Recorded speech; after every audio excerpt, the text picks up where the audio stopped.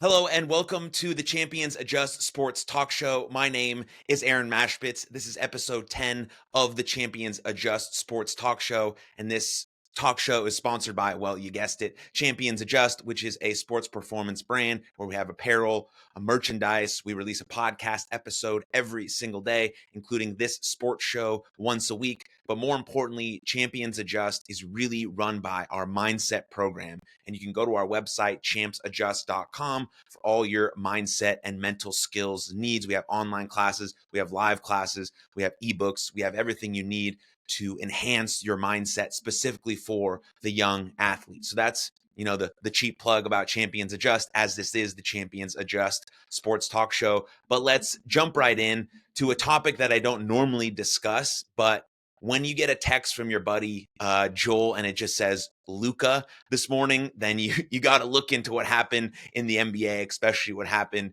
with the Dallas Mavericks. So let's talk about the NBA for the first time ever on this show. It will be brief, don't worry, but I think this is very important because when you look at the modern NBA, it's sort of built on drama, and there's no more fertile ground for wild stuff to happen than the days leading up to the trade deadline. Like we see, in most sports, but the NBA has some wild stuff happen, including what just happened today.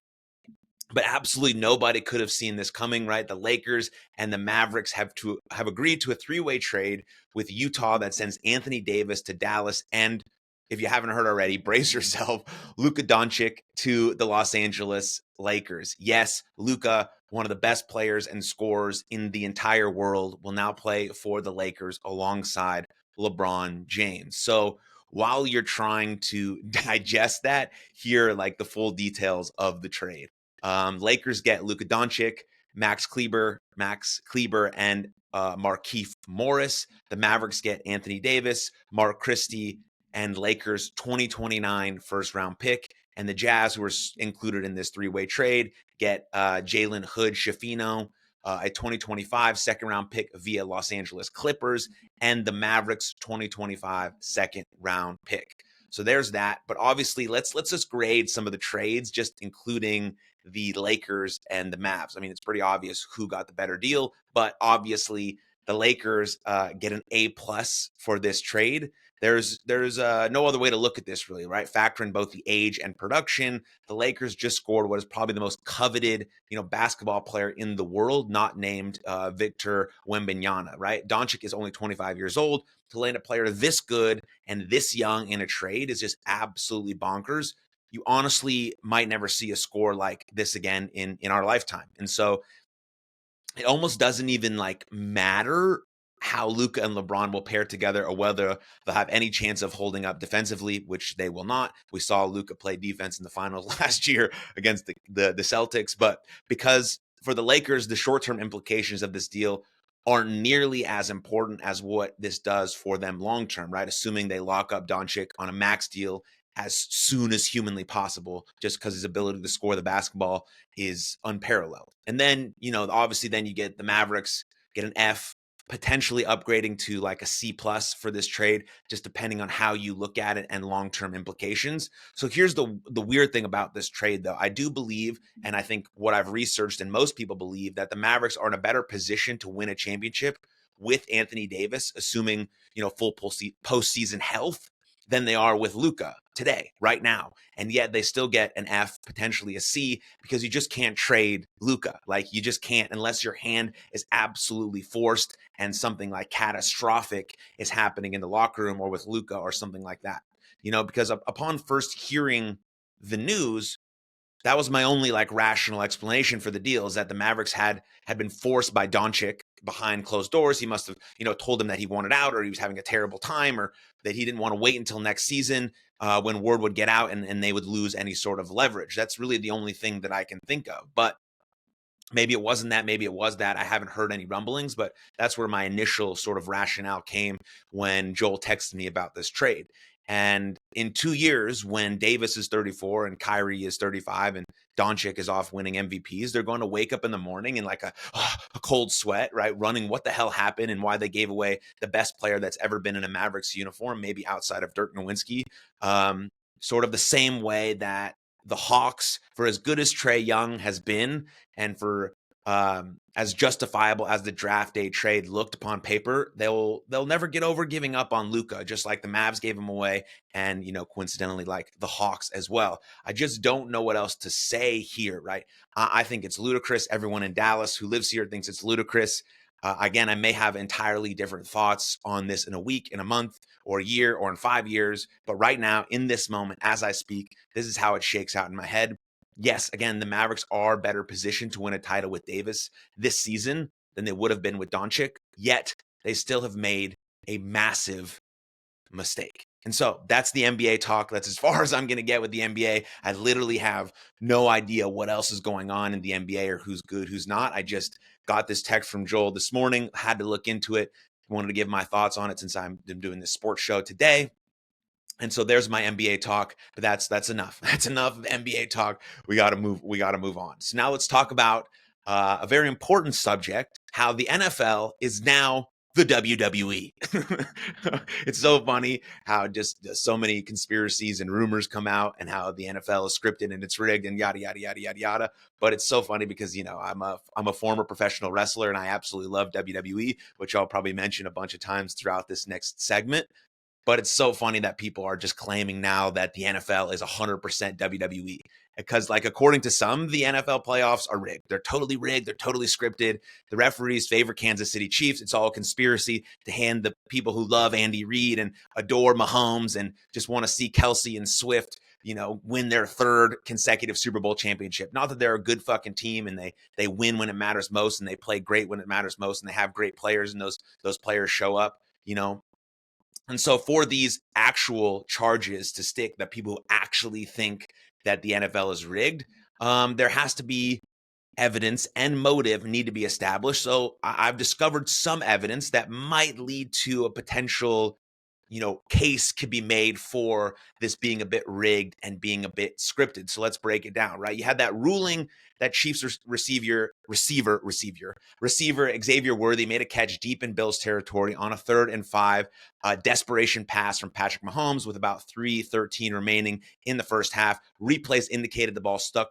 to the ground and could have been called an incomplete pass. Kansas City promptly scored a touchdown, right? Then you have Bills quarterback Josh Allen attempted a sneak on 4th and 1 in the fourth quarter. The official dashing in from the Buffalo sideline gave him enough progress for a first down. The official dashing in from the Chiefs sideline ruled him short. You can obviously guess which official spotted the ball if we're going with the scripted, rigged route.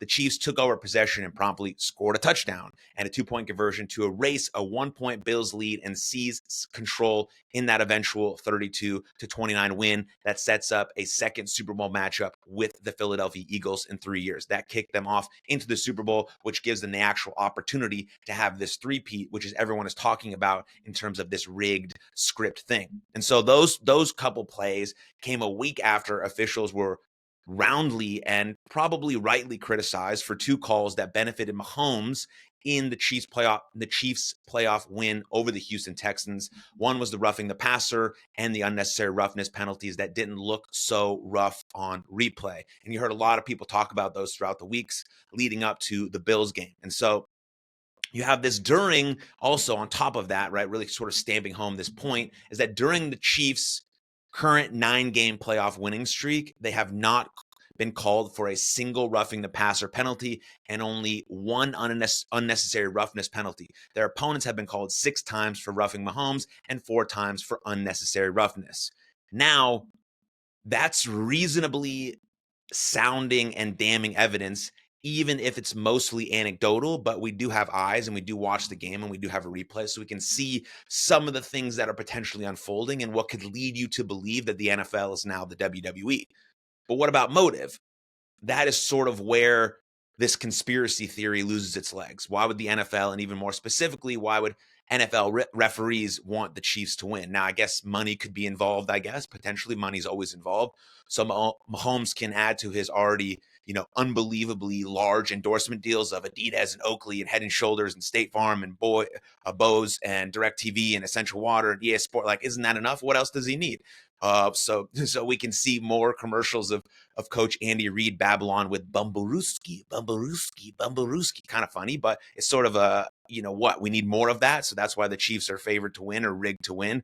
So hardcore football fans can grumble at Taylor Swift cheerleading the Chiefs from a luxury box. Like, what is it? I guess the only real thing potentially is like this Chiefs fatigue is a real thing. They're so accomplished at winning close games, going 11-0 in one-score outcomes this season with Mahomes making astonishing plays.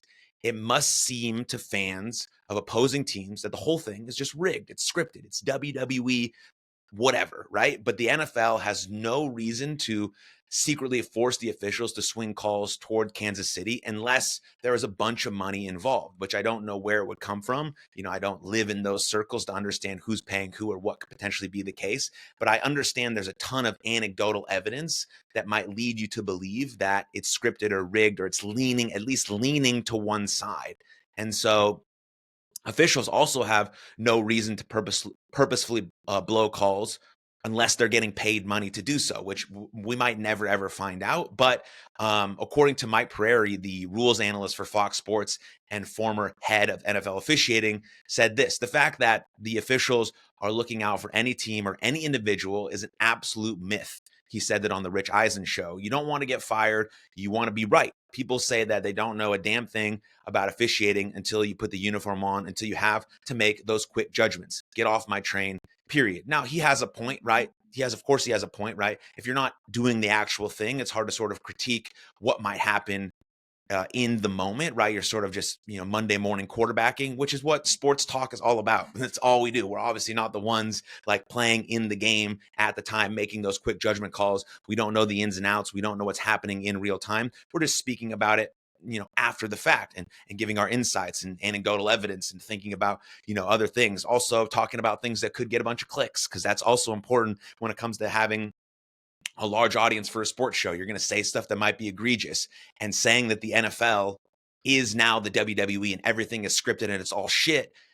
Of course, or saying that people are going to boycott the Super Bowl is like, of course, that's going to get clicks and reactions, and no one's going to boycott the Super Bowl. People are going to watch it. The same commercials are going to happen. The halftime show is going to be amazing. All of that stuff is still going to happen, but this gives us a bit of a story to talk about leading up to the Super Bowl, especially if the Chiefs actually win and do a three-peat. They're going to talk about this whole season over and over and over and over again, and the Eagles were robbed or whatever. So to sort of preemptively adding some fire to the flame to allow for a more juicy story as the Super Bowl comes into play. And so we could even look at even more succinctly with Chiefs linebacker Drew Tranquill's message to fans who think his team gets special treatment from the referees. He just said, kick rocks.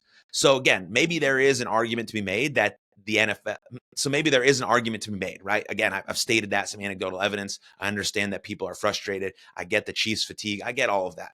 But the NFL is not the WWE. And all of this talk, in my opinion, undermines the greatness of the Chiefs and everything they've accomplished and potentially will accomplish. It undermines the absolute feats of Travis Kelce and Patrick Mahomes and Andy Reid and everyone that's involved in the Kansas City Chiefs, right? We tend to only want to give people their flowers once they're done, once the dynasty is over, once they're in the Hall of Fame, or once they're dead, right? It's about giving people their flowers in the moment. Now, I get fans of every single other NFL sports team are frustrated because they're not seeing their team in the Super Bowl or win the big one, especially the Bills and the Lions and yada, yada, yada. But like, we're watching greatness unfold in front of our eyes. And if you believe to be an actual sports fan, like someone who actually cares about sports and participating in sports, and you care about your team, then you can put that all to the side and actually feel the greatness that you're beginning to watch. People are like, oh, I never got to experience Michael Jordan, or I never got to experience Joe Montana. Well, you're experiencing something very similar right now with Patrick Mahomes and the Kansas City Chiefs and Travis Kelce and everyone included.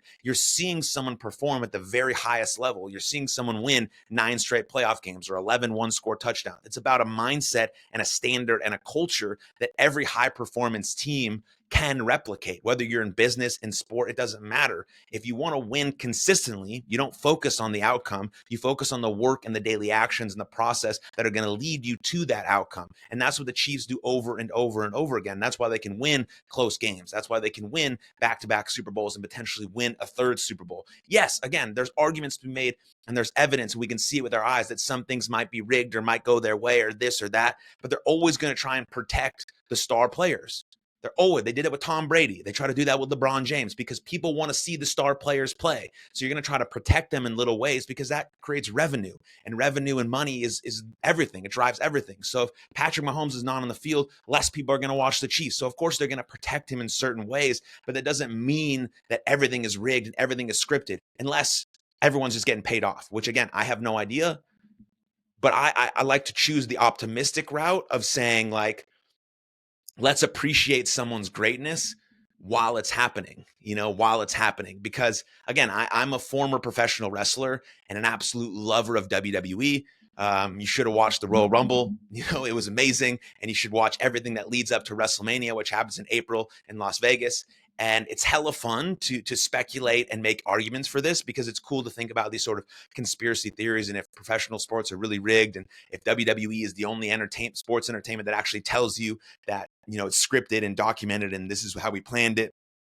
But, that sort of, again, takes away from the fact that these people are doing amazing stuff. The one thing that I hate about what people talk about WWE is they say it's fake. It's not fake. Those are real people doing real things. Those are real athletes who train for years and years and years to be able to execute those things to the perfect degree with the smallest margin of error. They're amazing athletes. They're amazing entertainers. Yes, it might be scripted. Yes, they might know who's going to win before it happens, but you still have to execute these things to absolute perfection to make it look great and suspend the disbelief of the fans. And to say it's fake is absolutely ridiculous, and it's absolutely insulting to the people who put their lives on the line in WWE. And it's sort of the same idea with the NFL, saying it's rigged, saying it's scripted. You're taking away from the greatness that we're seeing. You're taking away from the absolute unbelievable run that the Chiefs have been on just to say that you're a little salty that your team didn't win. So it's ridiculous. It's ridiculous. Just zoom in on the good stuff. Realize that you're watching something happen that 20 years from now, your kids or people who are watching sports 20 years from now are going to wish they got to watch and they're going to talk about it, but you're seeing it in real time happen. So again, if you're a true sports fan, relish in the moment, man. That's the coolest fucking thing. That's the coolest fucking thing. But either way, both the NFL and the WWE, they're amazing athletes. They do amazing things, and we should appreciate greatness as it unfolds and give people their flowers and the appreciation they deserve. So that's what I have to say about that. A little bit of a rant, but I feel good about it. And so we'll move on to the last topic of today's show, which is, as always, we always end with Major League Baseball, the best sport in the whole world that everyone should watch and everyone should play. But we'll go over some trades and stuff like that, and then we'll wrap up this show for this edition of the Champions Adjust Sports Talk Show. So we saw a right-handed reliever who was a big part of the Rangers team. Well, he was a part of the team last year. They didn't do well last year, but he was an absolute stud in terms of saves and closing baseball games. So reliever Kirby Yates and the Los Angeles Dodgers are in agreement on a 1-year, $13 million contract. This could go up to $14 million with 55 games. The deal is done. It's sealed. And the Dodgers bullpen gets even stronger. The Dodgers get even stronger. They have like 5 or 6 number one starters. They have a stud bullpen and they have a monster lineup. So it'd be shocking. It'd be shocking if they didn't repeat as World Series champions, but there are also a lot of good teams coming for them. The Rangers are a lot better. The Mets trying to get better. The Padres are still pretty good. The Yankees got better. And so it just depends on who's going to show up, what momentum is going to get hot heading into the postseason. The Braves are going to be good. The Phillies are going to be good. And so baseball playoffs is about who gets hot at the right time and who can be consistently good going in, right? Because baseball is a streaky game, especially when it comes to hitting. So if you can have really consistent defense and really consistent pitching, and then your hitting gets hot right at the right time, then you can pull out some absolute fucking magic like the Arizona Diamondbacks did a couple years ago when they made it to the World Series against the Rangers. but you want your momentum and your best play to start to roll out at the end of the year as you carry that momentum into the playoffs, where you can rely on your pitching and your defense, and your hitting makes those clutch at bats, those clutch moments to give your team the advantage they need and be just firing on all cylinders of the game. And so we also saw right-handed reliever Tommy Cahill and the Detroit Tigers are in agreement on a one-year, $7.75 million contract. Detroit's bullpen, a strength last season, adds one of the four most changeup artists in baseball to throw leverage innings. If you never played baseball at a high level, hitting a nasty changeup is the hardest thing to do, right? Because when you look at a fastball, it comes out the hand the same as a changeup comes out the hand, but a really good changeup is about ranges between like 6 to 8 mile an hour slower than the fastball. Some are even more slower, and it has movement. It could sink, it could run, it could cut, depending on, what side of the baseball you're throwing it from and who's throwing it. But a really good changeup is the most devastating pitch to hit because it looks exactly the same out the hand as a fastball, but it comes out slower. And so your timing is off and it's hard to adjust as it's coming because you can't recognize that pitch until it leaves the hand. So you don't really know what's happening because you're sitting on that fastball and then the changeup comes and then you get fooled. I mean, you look at one of the best closers of all time, Trevor Hoffman, he lived off the changeup. And so having a devastating changeup is one of the most nastiest pitches and hardest pitches to hit in Major League Baseball. Next, we have infielder Ha-Seong Kim and the Toronto Rays are in agreement on a 2-year, $29 million contract that includes an opt-out after the first season. Kim is coming off of shoulder surgery, say that 17 times fast, shoulder surgery, but is expected to return in May and slated to take over at shortstop. And we also have the Cincinnati Reds are finalizing a trade to acquire left-handed reliever Taylor Rogers from the San Francisco Giants. Rogers is 34, is owed $12 million this season, and adds a late-inning arm to the bullpen for Cincinnati. A couple more, and then we'll finish up here. But closer Carlos Estevez and the Kansas City Royals are in agreement on a free agent contract. And then you have future first ballot Hall of Famer Max Scherzer, who's getting paid by like 3 different teams until like 2028. So good for him. But Max Scherzer and the Toronto Blue Jays are in agreement on a 1-year, $15.5 million contract. The Blue Jays have been interested in Scherzer for a few weeks now, and the deal is done for him to join their rotation. Congrats to him, Scherzer and Verlander, on doing another season of pitching, and just couple two of the workhorses that we have left from that era of baseball, along with Clayton Kershaw. All 3 are first ballot Hall of Famers in my eyes, and it's cool to see them keep going and want to compete and want to perform and still be able to do it at the highest level. And so just one more thing I wanted to mention about mindset when we're talking about the Chiefs and Luka Doncic and some of these great players. Like, what separates the guys who are just physically gifted to the ones that actually materialize their potential is always going to be the psychological skills, is always going to be the mindset. Most people, if not every single person who's in all of these leagues, MLB, NBA, NFL, is physically gifted, 100%. They have the physical gifts to be the best players in the world. But what stops them from actually materializing that talent is always going to be their psychological skills and their mental skills and the way they think about their mindset.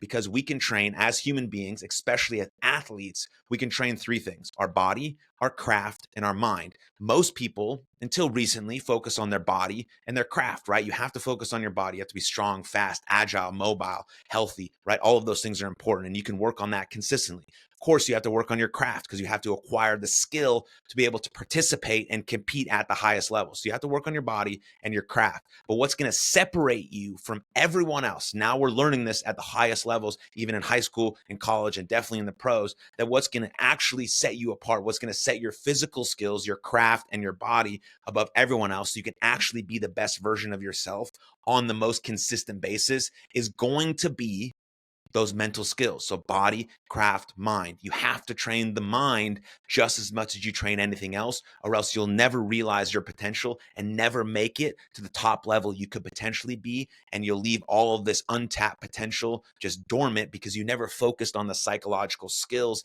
and the mental skills that are required to compete at the highest level. And so you'll never learn how to master your self-talk or use your breath, or understand that obstacles make you stronger, how to recover from mistakes, or how to recover in general, or how to use your self-talk to enhance your confidence, or what is your confidence, or how to handle pressure, or how to handle nerves, or how you prepare for a game. All of these things deal with your mental skills, and they can be trained over time, just like your body and your craft, but you can't ignore it. If you do, you'll be left. You'll be left, and other people will be better than you. And you're like, man, I'm physically more gifted than them. Sure, that might be true, but they're able to put it all together because they have a psychological skills to back it up.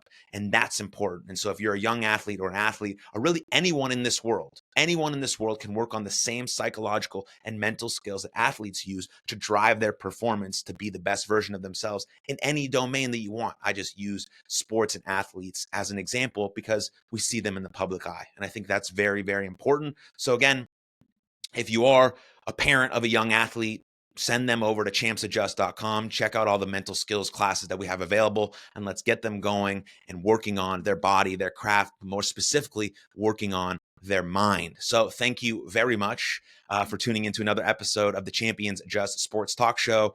Everything you need Champions Adjust related, from the podcast, from the mental skills classes, definitely to the merchandise, is all at champsadjust.com. So head over there, subscribe to our newsletter, check out our merch, and we'll see you next time for another sports talk show. Cheers.